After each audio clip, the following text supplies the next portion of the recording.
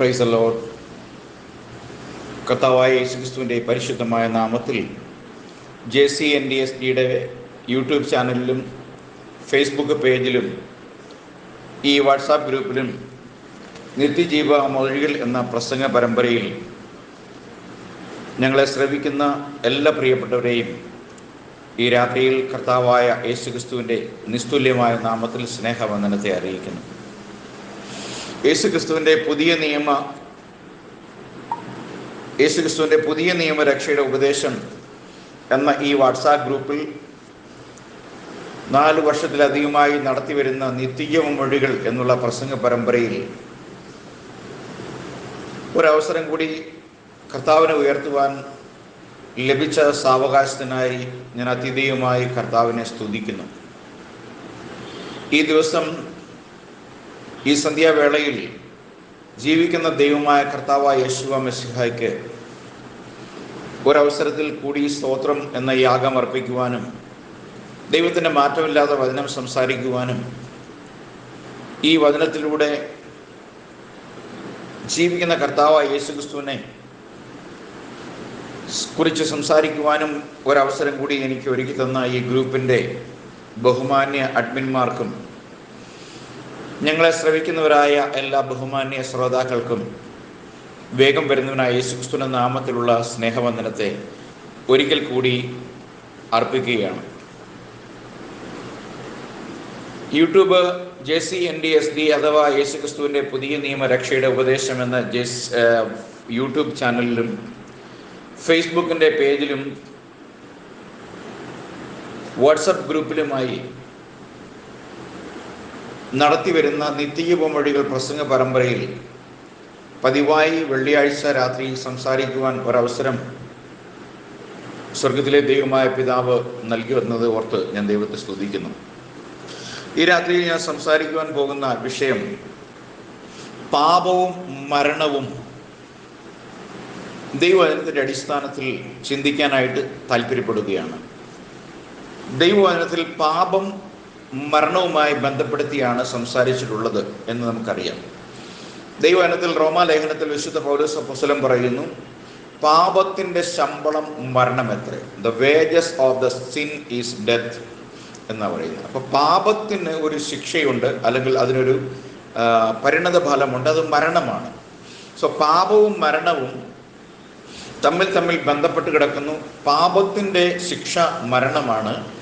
അതുകൊണ്ട് പാപത്തിൻ്റെ ശമ്പളം മരണമത്രേ, ദൈവത്തിൻ്റെ കൃപാവരമോ നമ്മുടെ കർത്താവായ യേശുക്രിസ്തുവിൽ നിത്യജീവൻ തന്നെ എന്നാണ് ദൈവവചനം പറയുന്നത്. സോ ആദം എന്ന് പറയുന്ന ഒരു മനുഷ്യൻ്റെ ലംഘനത്താൽ പാപത്തിൻ്റെ ഫലമായി മരണവും ലോകത്തിൽ കടന്നു വന്നുവെന്നും, എന്നാൽ യേശുക്രിസ്തു എന്ന ഏക മനുഷ്യനാൽ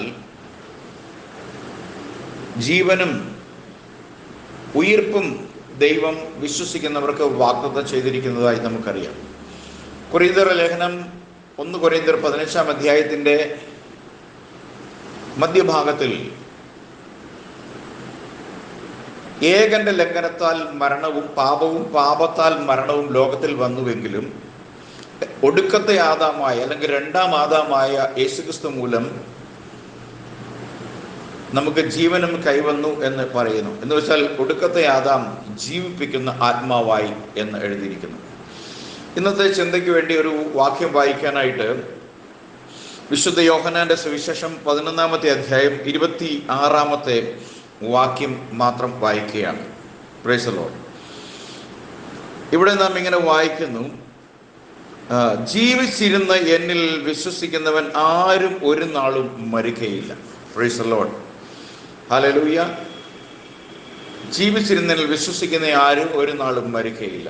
And whosoever liveth and believeth in me shall never die. Believest thou this? നീ ഇത് വിശ്വസിക്കുന്നുവോ എന്നാണ് ചോദ്യം. നമുക്കറിയാം ഇതിൻ്റെ പശ്ചാത്തലം. തൻ്റെ സ്നേഹിതനായ ലാസർ മരണപ്പെട്ട് 4-ാം ദിവസം ബഥാനിയയിലെ ലാസറിൻ്റെ ഭവനത്തിലേക്ക് നമ്മുടെ കർത്താവായ യേശുക്രിസ്തു ചെല്ലുമ്പോഴുള്ള സംഭവത്തിൻ്റെ ഒരു വേദഭാഗത്ത് അടർത്തിയെടുത്തിരിക്കുന്ന ഒരു ഭാഗത്ത് സംസാരിക്കപ്പെട്ട ഒരു തിരുവെഴുത്താണ് നമ്മൾ വായിച്ചത്. സോ അതിൻ്റെ തലേവാക്യം നമ്മൾ ഇങ്ങനെയാണ് വായിക്കുന്നത്, ഞാൻ തന്നെ പുനരുദ്ധാനവും ജീവനുമാകുന്നു. എന്നിൽ വിശ്വസിക്കുന്നവൻ മരിച്ചാലും ജീവിക്കും. Price the Lord. ഹല്ലേലൂയ. അപ്പോൾ ഇവിടെ വായിക്കുന്ന Jesus Z unto her, I am the resurrection and the life. He that believeth in me, though he were dead, yet shall he live. And whosoever liveth and believeth in me shall never die. Believest thou this? എന്നാണ് ചോദ്യം. ഇപ്പോൾ വിശുദ്ധ വേദപുസ്തകം സ്വാഭാവികമായ അല്ലെങ്കിൽ ജഡസംബന്ധമായ മരണത്തെ ഒരു വിശ്വാസി മരിക്കുമ്പോൾ അതിനെ മരണമെന്ന് വിശേഷിപ്പിക്കുന്നില്ല, മറിച്ച് വചനം പറയുന്നു അവൻ നിദ്ര കൊള്ളുകയാണ്. Price the Lord.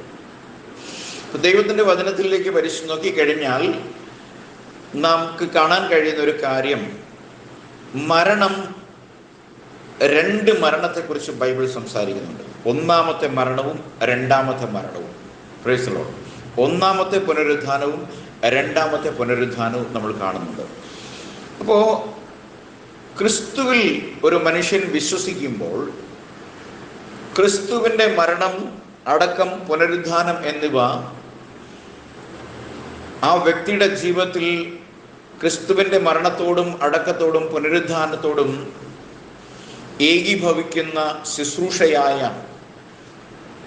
കർത്താവായ യേശുക്രിസ്തുവിൻ്റെ നാമത്തിലുള്ള സ്നാനം വിശ്വസിച്ച് തൻ്റെ പാപം കർത്താവിനോട് ഏറ്റുപറഞ്ഞ് ഉപേക്ഷിച്ച് ക്രിസ്തുവിൽ ഒരു പുതിയ സൃഷ്ടിയായി ദൈവവചനത്തിൻ്റെ വ്യവസ്ഥയ്ക്ക് ജീവിക്കുവാൻ തീരുമാനിക്കുന്ന ഒരു വ്യക്തി, ആ തീരുമാനത്തോടു കൂടി പാപസംബന്ധമായി ആ വ്യക്തി മരിക്കുന്നു. അതുകൊണ്ടാണ് റോമാലേഖനം 6-ാമത്തെ അധ്യായത്തിൽ വിശുദ്ധ പൗലോസ് അപ്പോസ്തലൻ ഇപ്രകാരം പറയുന്നത്, പാപസംബന്ധമായി മരിച്ചവരായ നാം ഇനി അതിൽ ജീവിക്കുന്നത് എങ്ങനെ. നമുക്കറിയാം, ഇത് റോമർക്ക് എഴുതുമ്പോൾ, റോമാ സഭയിൽ എഴുതുമ്പോൾ അവിടെ മരിച്ച ശരീരങ്ങളോടുകൂടി അല്ല സംസാരിക്കുന്നത്, പിന്നെ അവിടെ വിശുദ്ധന്മാരോടാണ് സംസാരിക്കുന്നതെന്ന് ദൈവവചനം പറയുന്നു. ഒരുവൻ പാപസംബന്ധമായി മരിച്ചിട്ട് അല്ലെങ്കിൽ പാപത്തെക്കുറിച്ചുള്ള അനുതാപവും മനസ്താപവും ഉണ്ടായ ശേഷം തൻ്റെ പാപം കർത്താവിനോട് ഏറ്റുപറഞ്ഞ് പാപം കൂടാതുള്ളൊരു ജീവിതം ജീവിക്കുവാനുള്ള പ്രതിജ്ഞയുമായി കാൽവരിയിലേക്ക് ചെല്ലുകയും അവൻ്റെ മരണത്തിൽ ഐക്യപ്പെടുകയും അവൻ്റെ അടക്കത്തിൽ ഐക്യപ്പെടുകയും അവൻ്റെ പുനരുദ്ധാനത്തിന് സദൃശ്യമായ ഒരു പുനരുദ്ധാനത്തിനായി തന്നെ സമർപ്പിക്കുകയും ചെയ്യുക വഴി ഒരു വ്യക്തി ജഡത്തിൽ ജീവിച്ചിരിക്കെ മരിക്കുന്നു. നമുക്കറിയാം, നമ്മുടെ വ്യക്തിത്വം എന്ന് പറയുന്നത് നമ്മുടെ ശരീരമല്ല, അല്ലെങ്കിൽ നമ്മുടെ ജഡമല്ല, ഇതിനുള്ളിലെ ആത്മാവാണ്.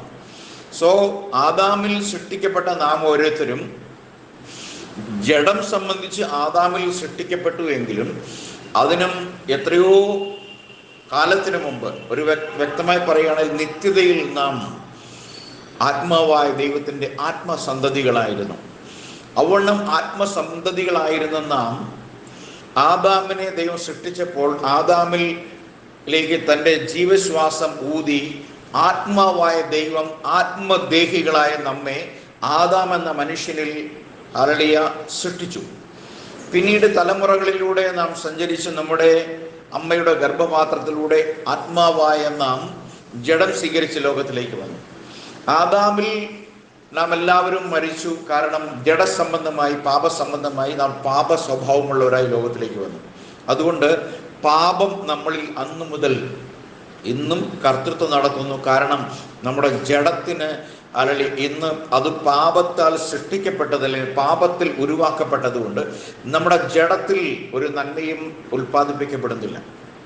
എന്നാൽ നാം ക്രിസ്തുവിനെ അറിയുമ്പോൾ, ക്രിസ്തു എൻ്റെ പാപങ്ങൾക്ക് പ്രായശ്ചിത്തമായി തിരുവെഴുത്തുകളിൻ പ്രകാരം ജനിച്ച്, തിരുവെഴുത്തുകാരൻ പ്രകാരം മരിച്ച്, തിരുവെഴുത്തുകളിൻ പ്രകാരം ഉയർത്തെഴുന്നേറ്റു എന്ന് നാം വിശ്വസിക്കുമ്പോൾ, യേശു ക്രിസ്തുവിനോട് ചേരുവാൻ നാം അനുദപിച്ച് മാനസാന്തരപ്പെട്ട് സ്നാനമേറ്റ് നാം ഒരു പുതിയ സൃഷ്ടിയായി ക്രിസ്തുവിനോടുകൂടെ ജീവിക്കുവാൻ തീരുമാനിക്കുമ്പോൾ, പാപസംബന്ധമായ നമ്മുടെ മരണത്തിന് ശേഷമുള്ള നമ്മുടെ പാപിയായ മനുഷ്യന്റെ അടക്കം യേശുക്രിസ്തുവിന്റെ നാമത്തിൽ ഉള്ള സ്നാനത്തിൽ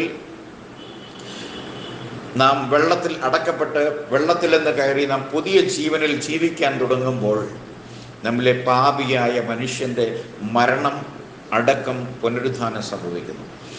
പിന്നീട് നാം വെള്ളത്തിൽ നിന്ന് കയറുന്നത് റോമർ 6 നാം വായിക്കുന്നത് പ്രകാരമാണെങ്കിൽ ഇവിടെ രണ്ടാമത്തെ വാക്യത്തിൽ പറയാണ് പാപസംബന്ധമായി മരിച്ചു. Price the Lord. നമ്മൾ എങ്ങനെയാണ് മരിച്ചേക്കുന്നത്? നമ്മൾ മരിച്ചേക്കുന്നത് പാപം സംബന്ധിച്ചാണ് മരിച്ചത്. അപ്പോൾ ഇവിടെ മരിച്ചേക്കുന്നത് നമ്മളുടെ പഴയ മനുഷ്യനാണ്, അല്ലെങ്കിൽ നമ്മുടെ അകത്തെ മനുഷ്യന്റെ മരണമാണ് ഇവിടെ സംഭവിച്ചിട്ടുള്ളത്. പുറത്തെ ജഡമനുഷ്യന്റെ മരണത്തെക്കുറിച്ചല്ല. സോ ആത്മീയമായി നമ്മുടെ ആത്മാവ് പാപം സംബന്ധിച്ച് മൃതമായിരുന്നു എന്ന് വിശുദ്ധ പൗലോസ് അപ്പോസ്തലൻ എഫേസ് ലേഖനത്തിൽ വളരെ വ്യക്തമായിട്ട് പറയുന്നുണ്ട്.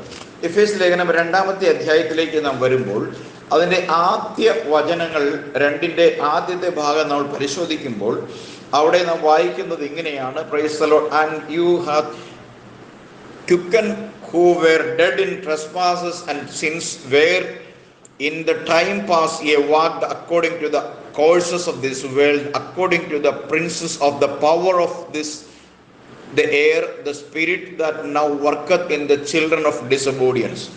അപ്പം അനുസരണം കെട്ടവരിൽ വ്യാപരിക്കുന്ന ആത്മാവിനെ നാം അനുസരിച്ച് ഒരു കാലത്ത് നടക്കുമ്പോൾ അനുസരണം കെട്ടവരിൽ വ്യാപരിക്കുന്ന അതേ ആത്മാവിനെ അനുസരിച്ചാണ് നാം നടന്നിരുന്നത് എന്നാണ് വിശുദ്ധ പൗലോസ് അവിടെ പറയുന്നത്.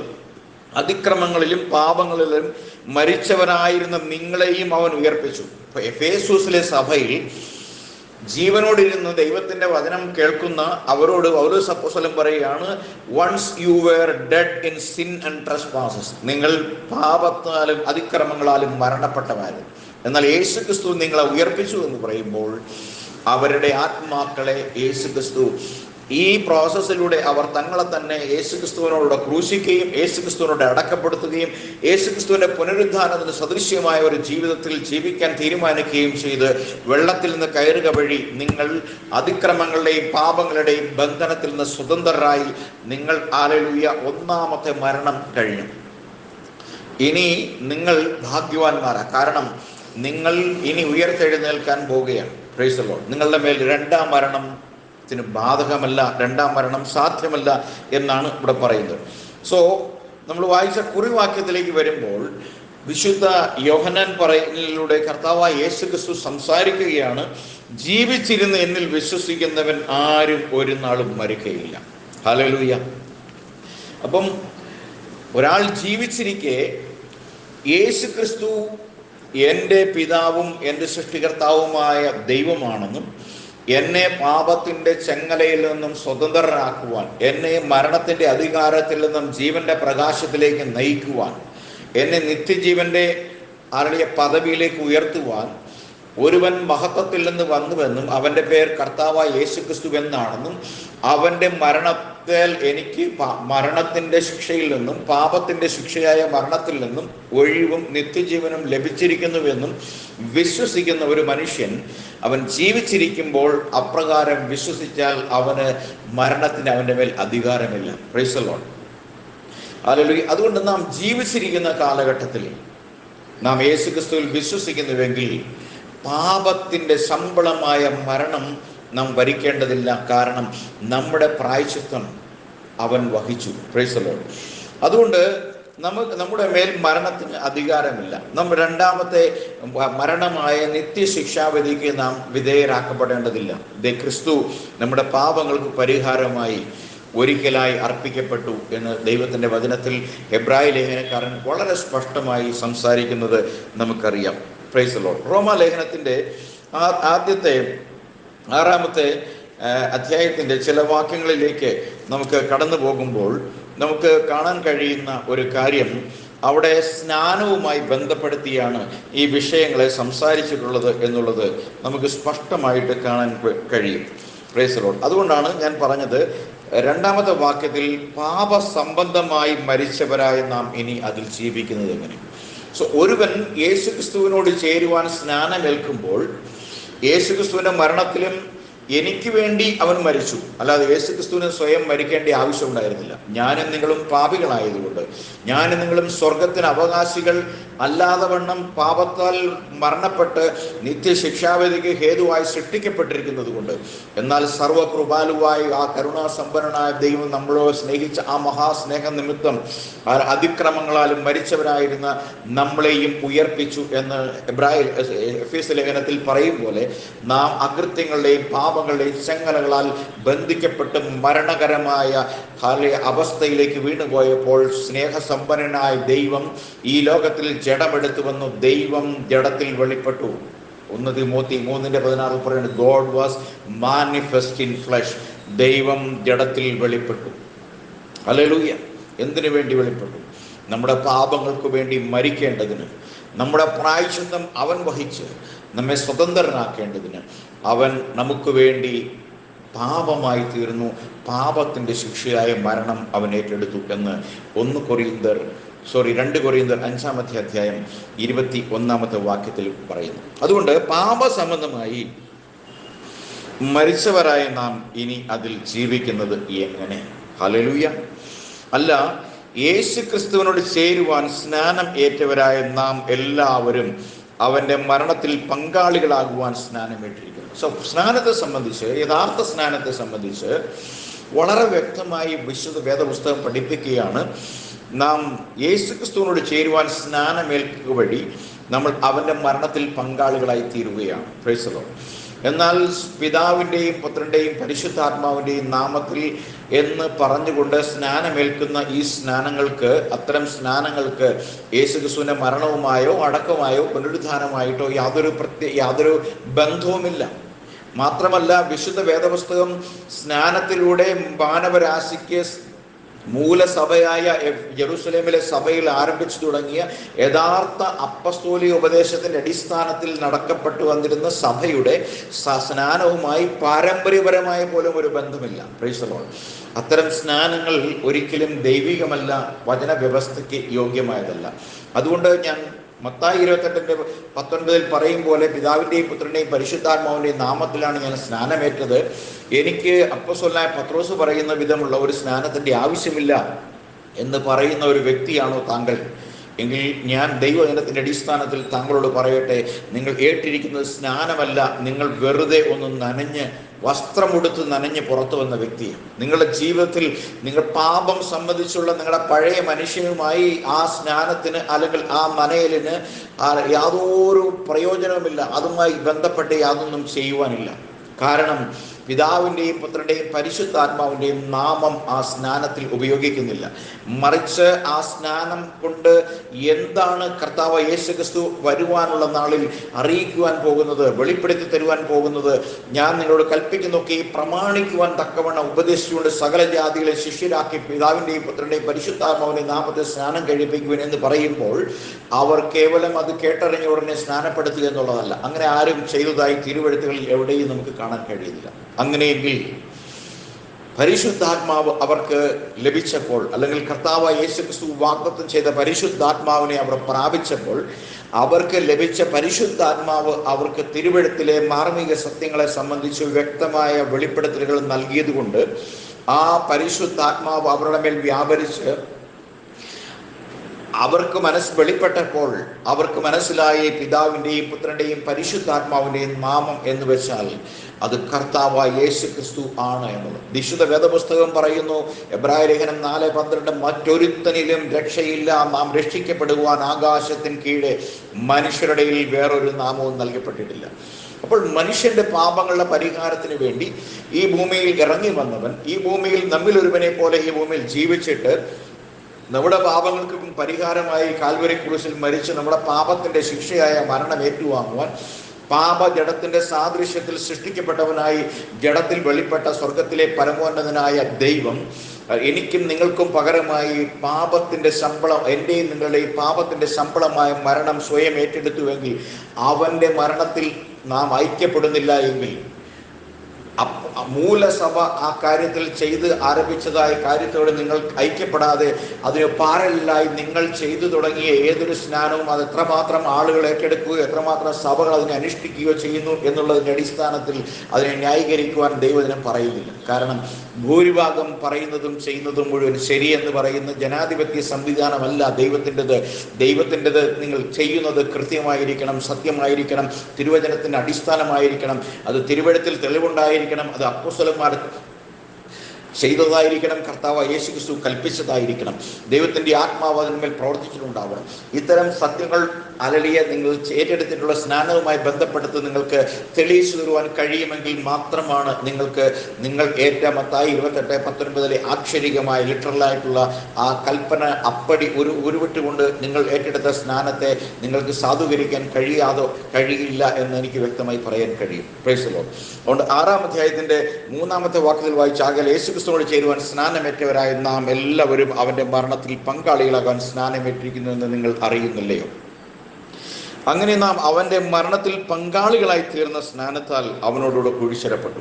അപ്പോൾ സ്നാനം ദൈവവചനത്തിൻ്റെ വ്യവസ്ഥയിൽ നാം ചെയ്യുമ്പോൾ നമ്മളുടെ പാപിയായ മനുഷ്യനെ, നമ്മുടെ അകത്തെ മനുഷ്യനെ, അല്ലെങ്കിൽ നമ്മുടെ ആത്മാവിനെ, അല്ലെങ്കിൽ പാപഭംഗിലമായ ആത്മാവ് നമുക്ക് വേണ്ടി മരിച്ചിട്ടുയർത്തെഴുന്നേറ്റ കർത്താവായ യേശു ക്രിസ്തുവിന്റെ മരണത്തിലും അടക്കത്തിലും പുനരുത്ഥാനത്തിലും താതാത്മ്യം പ്രാപിക്കുവാൻ നാം ഏൽപ്പിച്ചു കൊടുക്കുക വഴി നമ്മുടെ സ്വന്തം ബുദ്ധിയിൽ നമ്മുടെ പരമാർത്ഥ ഹൃദയത്തോടെ നാം സറണ്ടർ നമ്മൾ ചെയ്തു കൊടുക്കുമ്പോൾ നാം ചെയ്യുന്നത് അവൻ്റെ മരണത്തിലും അവൻ്റെ ശവസംസ്കാരത്തിൻ്റെ പ്രതീകാത്മകമായ സ്നാനത്തിലും നാം നമ്മെ തന്നെ വെള്ളത്തിലേക്ക് താഴ്ത്തുമ്പോൾ, അല്ലെങ്കിൽ ദൈവദാസന്റെ നമുക്ക് നിർവഹിച്ചു തരുവാൻ ദൈവം ഏൽപ്പിച്ചു തന്നിരിക്കുന്ന കർത്താവിൻ്റെ ദാസന്റെ ആലടിയ പ്രവർത്തികൾക്കായി നാം നമ്മെ തന്നെ ഏൽപ്പിച്ചു കൊടുക്കുക വഴി നാം ചെയ്യുന്നത് യേശു ക്രിസ്തുവിൻ്റെ അടക്കത്തിൽ ശവസംസ്കാരത്തിൽ നാം പങ്കാളികളായി തീരും. എന്ന് വെച്ചാൽ നമ്മുടെ ആത്മമനുഷ്യൻ, പാപപങ്കിലമായ ആത്മമനുഷ്യനെ നാം വെള്ളത്തിൽ കുഴിച്ചിടുകയാണ്. അപ്പോഴും നാം ശരീരത്തിൽ ജീവനുള്ളവരായതുകൊണ്ട് നാം വെള്ളത്തിൽ നിന്ന് പുറത്തേക്ക് വരുമ്പോൾ എന്തിനു വേണ്ടി എന്ന് വിശുദ്ധ വേദപുസ്തകം പറയുന്നു. അവിടെ പറയുകയാണ്, ക്രിസ്തു മരിച്ചിട്ട് പിതാവിൻ്റെ മഹിമയാൽ ജീവിച്ചെഴുന്നേറ്റതുപോലെ നാമും ജീവന്റെ പുതുക്കത്തിൽ നടക്കേണ്ടതിന് തന്നെ. അപ്പോൾ നാം വെള്ളത്തിൽ നിന്ന് കയറുമ്പോൾ പാപസംബന്ധമായി നമ്മളെ ആത്മമനുഷ്യൻ മരിക്കുകയും നമ്മൾ പുനരുദ്ധാനം ചെയ്യപ്പെട്ട, ഉയർത്തെഴുന്നേൽക്കപ്പെട്ട ആത്മവ്യക്തിയായി ഇതേ ജഡത്തിൽ വസിച്ചുകൊണ്ട് ദൈവത്തിൻ്റെ കൽപ്പനകൾക്ക് വിധേയമായി അനുസരണത്തോടും ശിക്ഷണത്തോടും ദൈവവചന വ്യവസ്ഥകളെ പാലിച്ചുകൊണ്ട് കൂട്ടായ്മ ആചരിച്ചും ദൈവവചനം നമ്മളിൽ നിന്ന് ആവശ്യപ്പെടുന്ന വിശുദ്ധൻ്റെ പ്രവൃത്തികളെ ചെയ്തുകൊണ്ട് നാം ജീവിക്കുമ്പോൾ നമുക്ക് മുമ്പാകെ മരിച്ച് ഉയർത്തെഴുന്നേറ്റ കർത്താവായ യേശു ക്രിസ്തു തേജസ്സിൽ വെളിപ്പെടുമ്പോൾ നാമും തേജസ്സിൽ അവനോടൊപ്പം വെളിപ്പെടും. Praise the Lord. ഈ പ്രത്യാശയാണ് ക്രിസ്തുവിൽ മരിക്കുക എന്ന് പറയുമ്പോൾ നമുക്ക് ലഭിക്കുന്നത്. ഈ മരണത്തെ പുതിയ നിയമത്തിൽ അപ്പോസ്തലന്മാർ അതിനെ മുഴുവൻ പ്രഖ്യാപിച്ചിട്ടുള്ളത് നിദ്ര കൊള്ളുക എന്നുള്ളതാണ്. Price the Lord.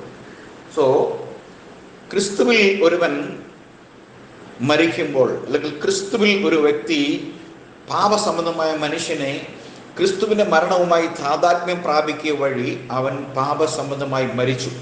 നീതിക്കായി ജീവിക്കുന്ന വ്യക്തിയാണ്. അങ്ങനെ നീതിക്കായി ജീവിക്കുന്ന വ്യക്തി ജഡത്തിൽ മരിക്കുമ്പോൾ നമ്മുടെ ശ്വാസം നിലച്ച്, നമ്മുടെ ഹൃദയത്തിൻ്റെ സ്പന്ദനം നിലച്ച്, നാം ജഡവും ദേഹിയും ആത്മാവും എന്ന 3 ഘടകങ്ങളാൽ സൃഷ്ടിക്കപ്പെട്ട നാം ഈ 3 ഘടകങ്ങൾ അതതിൻ്റെ ഡെസ്റ്റിനേഷനിലേക്ക് മരണം എന്ന പ്രതിഭാസത്തോടെ 3ആയി വേർപിരിയുമ്പോൾ വിശുദ്ധ വേദപുസ്തകം നമ്മെക്കുറിച്ച് പറയുന്നു, നാം ക്രിസ്തുവിൽ നിദ്ര കൊണ്ടവരാകുന്നു. Price the Lord. ക്രിസ്തുവിൽ നാം നിദ്ര കൊണ്ടവരാണെങ്കിൽ നമ്മുടെ പ്രത്യാശയും വലുതാണ്. Price the Lord. നാം ക്രിസ്തുവിൽ നിദ്ര കൊണ്ടവരാണെങ്കിൽ രണ്ടാമത്തെ മരണമായ ദൈവത്തിലുള്ള വേർപാടിന് നമ്മുടെ മേൽ സ്ഥാനമില്ല. കാരണം നാം മരണം വിട്ട് ജീവനിൽ കടന്നിരിക്കുന്നു എന്നാണ് യേശു പറഞ്ഞത്. യോഹന്നാന്റെ സുവിശേഷം നാം 5-ാമത്തെ അധ്യായം 24-ാമത്തെ വാക്യം വായിക്കുമ്പോൾ ഇവിടെ ദൈവത്തിന്റെ വചനം ഇങ്ങനെ പറയുന്നു, ഹല്ലേലൂയ, ആമേൻ ആമേൻ ഞാൻ നിങ്ങളോട് പറയുന്നു, എൻ്റെ വചനം കേട്ട് എന്നെ അയച്ചവനിൽ വിശ്വസിക്കുന്നവന് നിത്യജീവനുണ്ട്. അവൻ ന്യായവിധിയിലാകാതെ മരണത്തിൽ നിന്ന് ജീവങ്കിലേക്ക് കടന്നിരിക്കുന്നു. Praise the Lord. ഹല്ലേലൂയ. അതുകൊണ്ട് യേശുക്രിസ്തുവിൽ നാം വിശ്വസിക്കുമ്പോൾ, യേശുക്രിസ്തു ആരാണ്? യേശുക്രിസ്തു ജഡം ധരിച്ചു വന്ന പിതാവാണ്. Price the Lord. എൻ്റെയും നിങ്ങളുടെയും പിതാവ്, എൻ്റെയും നിങ്ങളുടെയും പാപപരിഹാരാർത്ഥം എനിക്കും നിങ്ങൾക്കും നമ്മുടെ പൂർവ്വപിതാക്കന്മാരായ ആദാം തുടങ്ങി ഇങ്ങോട്ടുള്ള സകല മനുഷ്യർക്കും സാധിക്കാൻ കഴിയാതെ പോയത് സാധിപ്പിക്കാൻ ജഡമെടുത്ത് ലോകത്തിലേക്ക് വരുന്നതിൻ്റെ നിരവധി പ്രവചനങ്ങൾ ദൈവം ഉൽപ്പത്തി തുടങ്ങി മാനവരാശിക്ക് പഴയ നിയമത്തിലൂടെ നൽകിയതായും കാണാൻ കഴിയും. അങ്ങനെ വാഗ്ദത്തം ചെയ്ത മെസ്സിഹ മറ്റാരുമല്ല, അത് യഹോവയായ ദൈവമാണ്. യെശയ്യാ 25:9 യഹോവയായ ദൈവം പറയാണ്, ഞാൻ വന്ന് നിങ്ങളെ രക്ഷിക്കും. Price the Lord. സോ വന്നതും നമുക്ക് വേണ്ടി മരിച്ചതും നമ്മെ രക്ഷിച്ചതും ഹല്ലേലൂയ അനേകർ പറയും പോലെ തൃത്വത്തിലെ രണ്ടാമനല്ല, മറിച്ച് ഒരേ ഒരു സത്യേക ദൈവമാണ് എന്ന് വിശുദ്ധ വേദപുസ്തകം പറയുന്നത് കൊണ്ട് നമുക്ക് ഈ യെശയ്യാ 25:9 കൂടി നമുക്കിതിനോടൊപ്പം ഒന്ന് വായിക്കാം. അതുകൊണ്ട് പറയുകയാണ്, യഹോവയായ കർത്താവ് സകല മുഖങ്ങളിൽ നിന്നും കണ്ണുനീർ തുടയ്ക്കും, തൻ്റെ ജനത്തിൻ്റെ നിന്ന സകല ഭൂമിയിൽ നിന്നും നീക്കിക്കളയുകയും ചെയ്യും. യഹോവയല്ലോ അരുളി ചെയ്തിരിക്കുന്നത്, അന്നാളിൽ ഇതാ നമ്മുടെ ദൈവം, അവനെ എത്രയും നാം കാത്തിരുന്നത്, അവൻ നമ്മെ രക്ഷിക്കും. അവൻ തന്നെ യഹോവ, അവനെ എത്രയും നാം കാത്തിരുന്നത്. ഹല്ലേലൂയ. അവൻ രക്ഷയിൽ നമുക്ക് ആനന്ദിച്ച് സന്തോഷിക്കാം എന്ന് അവർ പറയും. Price the Lord. പഴയ നിയമത്തിൽ മുഴുവനും ഹല്ലേലൂയ നമുക്ക് കാണാൻ കഴിയുന്നത് യഹോവയായ ദൈവമല്ലാതെ മറ്റൊരു ദൈവമില്ല. ആ ഒരു ഏകസത്യ ദൈവമായ യഹോവ അവൻ പറയുന്നു, ഞാൻ തന്നെ യഹോവ, ഞാൻ അല്ലാതെ മറ്റൊരുത്തനുമില്ല, എനിക്ക് മുമ്പോ എനിക്ക് ശേഷമോ ആരുമില്ല, ഞാൻ തന്നെ ദൈവം എന്നരുളി ചെയ്ത ആ ഒരു ദൈവം. ബൈബിളിൻ്റെ ഏറ്റവും വലിയ സത്യം എന്ന് പറയുന്നത് ഏക സത്യ ദൈവമായ പിതാവാണ്. Price the Lord. ആ ഏക സത്യ ദൈവമായ പിതാവ് മനുഷ്യനെ ആദാമിൽ ജീവനുള്ള ദേഹിയായി സൃഷ്ടിക്കുക വഴി ഹല്ലേലൂയ ആ മനുഷ്യന്റെ പിതാവായി ഏദൻ തോട്ടത്തിൽ ജഡത്തിൽ ഇറങ്ങി വന്ന് തൻ്റെ കൈകളാൽ കുഴയ്ക്കപ്പെട്ട പച്ചമണ്ണിൽ തീർത്ത് ജീവശ്വാസമോതി ജീവനുള്ള ദേഹിയാക്കി തീർത്ത മനുഷ്യന്, ആ മനുഷ്യനും അവനിലൂടെ വാഗ്ദത്തം ചെയ്യപ്പെട്ട സന്തതികളുടെ വീണ്ടെടുപ്പിന് വേണ്ടി കാലസമ്പൂർണതയിൽ ജഡമെടുത്തു വരുമെന്ന് തൻ്റെ പ്രഖ്യാപന ഉൽപ്പത്തി 3:15 നിർവഹിച്ച അതേ കർത്താവ് കാലസമ്പൂർണതയിൽ യഹോവയായ ദൈവം നമ്മെ രക്ഷിക്കാൻ വരുന്നു എന്നതിനെ സംബന്ധിച്ചാണ് നമ്മൾ യെശയ്യാ 25:9 വായിച്ചത്. നിരവധി തിരുവെഴുത്തുകൾ നമുക്ക് ഇങ്ങനെ കാണുവാൻ കഴിയും. അങ്ങനെ ആവശ്യമുള്ളവർക്ക് നിങ്ങൾ JCNDSD ചാനലിലേക്ക് പോയി സബ്സ്ക്രൈബ് ചെയ്യുകയും അതിനെ നിങ്ങൾ ഓരോ വീഡിയോകളായി പരിശോധിക്കുകയും ചെയ്യുകയാണെങ്കിൽ നിങ്ങൾക്ക് കാണാൻ കഴിയും തിരുവെഴുത്തുകളെ എത്രമാത്രം സ്പഷ്ടവും വ്യക്തവുമായിട്ടാണ് ഇഴനാര് കീറി വ്യക്തമായി ഈ ചാനലിലൂടെ സംസാരിക്കപ്പെട്ട ഓരോ വിഷയങ്ങളെയും ദൈവദാസന്മാർ വചനത്തിൻ്റെ വ്യവസ്ഥയുടെ അടിസ്ഥാനത്തിൽ സത്യസന്ധമായി വിവരിച്ചിട്ടുള്ളതെന്ന് കാണാൻ കഴിയും. എന്നാൽ ഇന്ന് ലോകത്തിൽ ആസകലമുള്ള ഭൂരിഭാഗം വരുന്ന മെയിൻ സ്ട്രീം ക്രിസ്ത്യൻ സഭകളൊക്കെ തന്നെ ദൈവം 3 വ്യക്തികൾ ഉൾപ്പെടുന്ന ഒരു ദൈവമാണെന്നും ആ ദൈവത്തിൽ 3 വ്യക്തികളുണ്ടെന്നും ആ 3 വ്യക്തികൾ 3 യഹോവമാരാണെന്ന് വരെയും പഠിപ്പിക്കുന്ന നിരവധി ദൈവിക ശാസ്ത്രങ്ങൾ ഉൾക്കൊള്ളുന്ന പഠന വിഷയങ്ങൾ നമുക്ക് കാണുവാൻ കഴിയും. എന്നാൽ ബൈബിൾ ദൈവം ഒരുവനേയുള്ളൂ എന്ന് പറയുമ്പോൾ എവിടെ നിന്നാണ് ഈ വ്യത്യസ്തമായ ശാസ്ത്രം, ദൈവശാസ്ത്രം എന്ന പേരിൽ ദൈവത്തിൻ്റെതായി ചെറിയ തലയുള്ള മനുഷ്യൻ, സൃഷ്ടികളിൽ ഏറ്റവും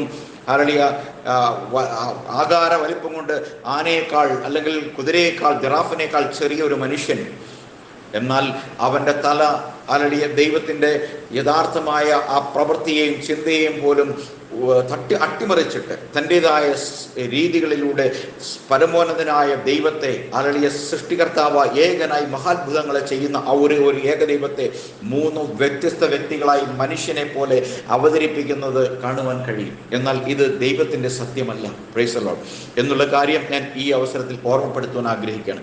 വിഷയത്തിലേക്ക് മടങ്ങി വരട്ടെ. അവിടെ നാം കാണുന്നു പാപം എന്നുള്ളത് മരണവുമായി ബന്ധപ്പെട്ട് കിടക്കുന്ന അല്ലെങ്കിൽ വേർതിരിക്കാൻ കഴിയാത്ത ഒരു സത്യമാണ്. എന്നാൽ പാപത്തിൽ നിന്നും മരണത്തെ വേർതിരിച്ച് ജനനം കൊണ്ട് പാപികളായി തീർന്ന നമ്മെ ആ ശമ്പളമാകുന്ന മരണത്തിൽ നിന്ന് നമ്മളെ സ്വതന്ത്രമാക്കുവാൻ നമുക്ക് കഴിയില്ല. എന്നാൽ നമുക്ക് വേണ്ടി ഒരുവൻ നമ്മുടെ പാപത്തിന് പരിഹാരമായി മരിച്ചിട്ടുണ്ട്. ആ യേശുക്രിസ്തുവിൻ്റെ കാൽവരി ക്രൂസിലെ മരണം എൻ്റെ ജീവിതത്തിലേക്ക് ഞാൻ അപ്ലൈ ചെയ്യുകയാണെങ്കിൽ എൻ്റെ കർത്താവ് യേശുക്രിസ്തു എനിക്ക് വേണ്ടി കാൽവരിയിൽ മരിച്ചുവെന്നും അവൻ മരിച്ചപ്പോൾ ഞാനും മരിച്ചുവെന്നും അവൻ അടക്കപ്പെട്ടപ്പോൾ ഞാനും അവനോട് അടക്കപ്പെട്ടെന്നും അവൻ ഉയർത്തെഴുന്നേറ്റപ്പോൾ ഞാനും ഉയർത്തെഴുന്നേറ്റു എന്നുള്ള ബൈബിളിൻ്റെ ആ പ്രാഥമികമായ സത്യത്തെ ഞാൻ ഉൾക്കൊണ്ടുകൊണ്ട് എൻ്റെ കർത്താവ് യേശുക്രിസ്തു എനിക്ക് വേണ്ടി ആണ് കാൽവരിയിൽ മരിച്ചത്. അവൻ മരിച്ചില്ലായിരുന്നെങ്കിൽ എനിക്ക് മരണമെന്ന നരകമെന്ന നിത്യശിക്ഷാവിധിയിൽ നിന്ന് ഒഴികഴിവ് ഉണ്ടാവുമായിരുന്നില്ല എന്ന സത്യത്തെ ഞാൻ തിരിച്ചറിഞ്ഞിട്ട് പാപത്തിന്റെ ശമ്പളമായ മരണം ഇതിൽ നിന്നും നമ്മളെ കൃപയാൽ വീണ്ടെടുത്ത കർത്താവായ യേശു ക്രിസ്തുവിനോട് സമർപ്പിത ജീവിതത്തിനായി നാം നമ്മെ തന്നെ ഏൽപ്പിച്ചു കൊടുക്കുമ്പോൾ പാപത്തിന്റെ ഘോര ശിക്ഷയായ നരകത്തിൽ നിന്നും നിത്യമരണത്തിൽ നിന്നും നമ്മെ വേർപിരിച്ചവന് വേണ്ടി അവനോടുകൂടെ പുതിയ സൃഷ്ടിയായി ഒരു പുതിയ മനുഷ്യനായി അരളിയ അവൻ്റെ പ്രത്യാശയെങ്കിൽ അവൻ്റെ മടങ്ങിവരവൻ്റെ പ്രത്യാശയിൽ അവൻ താൻ എങ്ങനെയിരിക്കുന്നു അതുപോലെ തന്നെ ഞാനും ആയിത്തീരുമെന്ന ബൈബിൾ നമുക്ക് നൽകുന്ന ആ സുപ്രധാനമായ വാഗ്ദത്തം, ആ പ്രത്യാശ ഏറ്റെടുത്തുകൊണ്ട് പാപത്തിൻ്റെ ശമ്പളമായ മരണത്തിൽ നിന്നും ഒഴിഞ്ഞിരിക്കുവാൻ എന്നെ കേൾക്കുന്നവരായി നിങ്ങൾക്ക് ദൈവം അവസരമൊരുക്കട്ടെ എന്ന് പ്രാർത്ഥിക്കുകയാണ് ഈ അവസരത്തിൽ. ഈ വിഷയവുമായി ബന്ധപ്പെട്ട നിങ്ങളുടെ സംശയങ്ങൾക്ക് ഞങ്ങൾക്ക് മറുപടി പറയാൻ സന്തോഷം മാത്രമേ ഉള്ളൂ. വിമർശനാത്മകമായത് വചന വ്യവസ്ഥയ്ക്ക് ഉള്ളിൽ നിൽക്കുന്നത് തീർച്ചയായും ഞങ്ങൾ സ്വാഗതം ചെയ്യുന്നു. പരിഹാസത്തിന് ഉള്ള ചോദ്യങ്ങൾക്ക് ഞങ്ങൾ മറുപടി നൽകുവാൻ ബാധ്യസ്ഥരല്ല എന്നുകൂടി ഓർമ്മപ്പെടുത്തുന്നതോടൊപ്പം ഈ ചാനൽ നിങ്ങൾ ഇനിയും സബ്സ്ക്രൈബ് ചെയ്യുകയും സബ്സ്ക്രൈബ് ചെയ്തിട്ടില്ല എങ്കിൽ സബ്സ്ക്രൈബ് ചെയ്യുകയും ലൈക്ക് ചെയ്യുകയും നിങ്ങളുടെ നല്ല നല്ല കമൻറ്റുകൾ രേഖപ്പെടുത്തുകയും നിങ്ങളുടെ സുഹൃത്തുക്കൾക്ക് വാട്സാപ്പിലൂടെ ഈ ലിങ്കുകൾ ഫോർവേഡ് ചെയ്യുകയും നിങ്ങളുടെ സോഷ്യൽ മീഡിയ പ്ലാറ്റ്ഫോമുകളിലേക്ക് ഇതിനെ ഷെയർ ചെയ്യുകയും ചെയ്ത് ഈ സുവിശേഷ ദൗത്യത്തിൽ ഭാഗഭാക്കാകുവാൻ ആഹ്വാനം ചെയ്തുകൊണ്ടും ഞാൻ ഈ വിഷയത്തിൽ നിന്ന് വിരമിക്കുന്നു. കർത്താവായ യേശു ക്രിസ്തു നിങ്ങളെയും സമൃദ്ധമായി അനുഗ്രഹിക്കട്ടെ. ആമേൻ.